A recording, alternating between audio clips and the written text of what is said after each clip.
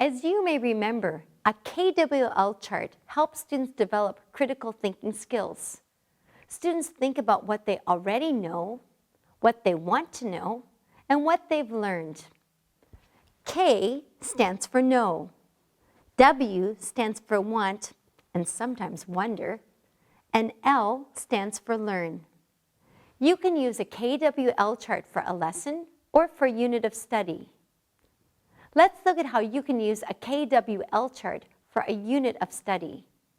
Your students will be using their own KWL over a longer period of time. You will keep a class KWL to record the ideas of your group. So first of all, choose a picture that's related to the topic of the unit you're about to teach. Let's imagine your first graders will be focusing on instruments. We might want to use a picture like this. Show the picture to your students. Ask them, what do you know about instruments? You can say, this picture might help you remember some things you already know. Ask students to write a few sentences about what they know in the first column. This is under K for what I know on the KWL chart. As students are writing, mill about the room to see how students are doing. For young students, you might even ask them to draw simple pictures. Ask each student to read one of his or her sentences to the class. Write these ideas in the first column of your class KWL chart. I like to repeat each idea with the student's name, saying, Anna knows that there are many different kinds of instruments. This personalizes the language and builds students' confidence. This step is very important because it helps you as a teacher assess students' understanding of the topic and their use of language. You might find that some of the ideas were incorrect. Students may have a very basic understanding or limited use of vocabulary to talk about the topic. Now we want to help students expand their knowledge of the topic by creating questions. These will go in the middle column.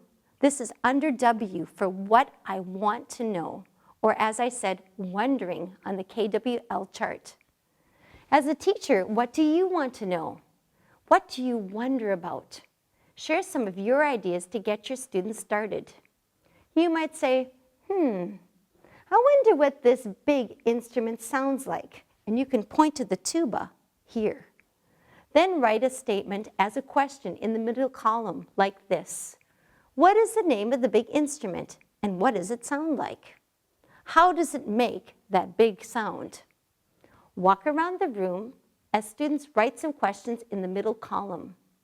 What do they want to know? Encourage them to write at least one question.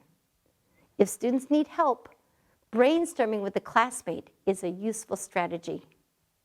Over the course of the unit, students usually think of more questions to add. Have students share their questions with the rest of the class. Write these in the middle column of the KWL. This sets the stage for your new topic or unit. As a teacher, look at what your students already know. You can build on this knowledge. There are many resources that can help you. What vocabulary do your students need to know? What grammar paradigms will help them? What are your students wondering about? How will you help your students learn more about instruments? Brainstorm some ideas. Watching a video about the orchestra, reading books, YouTube, asking friends and family, playing instruments. Your students may have many ideas too. As your students begin to answer questions, write these ideas in the third column. This is under the L for what I learned on the KWL chart. You might even draw a line from the question to the answer. Add new vocabulary and grammar too. Using a KWL chart develops your students' critical thinking skills by developing their ability to establish what they know, what they want to know, and then to reflect on what they have learned.